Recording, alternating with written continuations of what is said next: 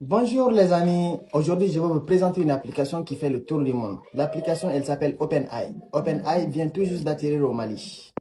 Pour ceux qui pensent que c'est une arnaque, non, non, non, OpenAI n'est pas une arnaque. C'est une application qui a été approuvée et certifiée par le gouvernement malien. Et la publicité se passe à l'ORTM chaque jour à partir de 20h30. En réalité, quand on creuse, on se rend compte que l'entreprise est un tissu de faux et de mensonges. OpenAI crée un groupe WhatsApp et dans ce groupe WhatsApp-là, ils vont mettre à la disposition des investisseurs un document très important. Il s'agirait d'un certificat d'immatriculation qui leur aurait été délivré par la direction du guichet unique de création d'entreprise de l'API, l'Agence de promotion des investissements du Mali, avec le cachet officiel. Et quand tu vois un document comme ça, signé par les autorités, par l'API, tu te dis, bon, c'est quand même une entreprise sérieuse. Ils ont eu la validation de l'Agence de promotion des investissements du Mali. C'est quand même des gens respectables, n'est-ce pas? Juste que quand on contacte l'API, ils nous font savoir que ce document est un faux, et ce, à plusieurs niveaux. Déjà, le numéro NINA, qui est un numéro d'identification des entreprises qu'ils fournissent, est un faux numéro. La codification n'est pas bonne. Leur numéro commence par 3, alors qu'en fait, il devrait commencer par 1. Et puis, dans leur registre de commerce, ils ont commencé leur numéro par MA majuscule, alors qu'en fait, les vrais commencent par M majuscule et A minuscule. Ce sont de petits détails, mais c'est là que le faux se distingue. Mais ce n'est pas tout. Pour davantage convaincre les gens, qu'est-ce qu'on fait?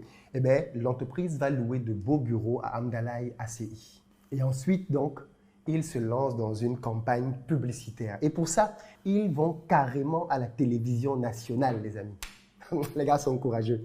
Ils vont à la télévision nationale, ils préparent leur spot et ils font 3 diffusions. Le 14 et le 18 février et puis une dernière le 15 mars. Donc quand le monsieur vous dit qu'aller à la télévision, vous allez voir, il a raison. Si vous ouvrez la télévision, vous allez voir leur spot passer le soir sur les chaînes nationales.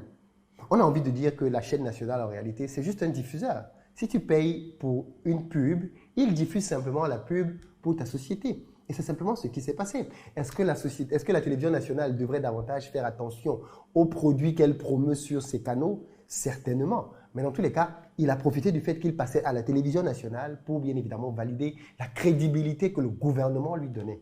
Et à partir de là, les gens se sont inscrits massivement. Par-dessus tout, l'élément le plus important pour une pyramide de Ponzi reste les rentabilités exponentielles qu'on promet aux futurs pigeons. Dans le cas d'OpenAI, pour un investissement de 1000 francs à 200 000 francs, on peut gagner 20 francs à 4000 francs. Ça veut dire que quelqu'un qui investit 1000 francs, tous les jours, il gagne 20 francs. Quelqu'un qui investit 200 000 francs, 300 euros, gagne tous les jours 4000 francs, soit 6 euros. L'autre intervalle dit de 201 000 francs à 500 000 francs, les gains vont de 5 000 à 12 500 francs par jour. C'est-à-dire que quelqu'un qui investit 500 000 francs gagne 12 500 francs par jour.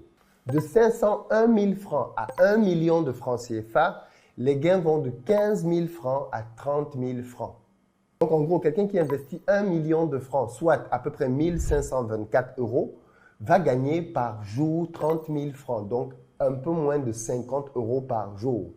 En gros, tu mets 1 million de francs et chaque jour, tu gagnes à peu près 50 euros. Donc à la fin du mois, tu as déjà récupéré la totalité de ton investissement en un seul mois. Et voilà le genre d'ineptie auquel les gens croient. Et ainsi de suite, le système va en grandissant. Et plus le montant augmente, plus c'est intéressant. Et quand vous mettez entre 5 et 10 millions, vous recevez chaque jour 6% de votre investissement. Qui peut croire à de telles choses? Et puis si vous remarquez bien, ils n'ont pas utilisé le mot OpenAI pour rien.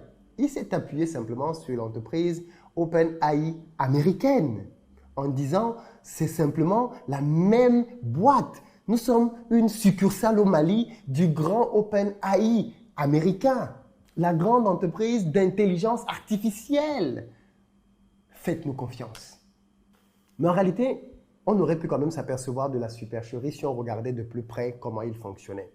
Ce n'est pas une entreprise qui proposait des services ou quoi que ce soit, du MLM. Non, non, non, non.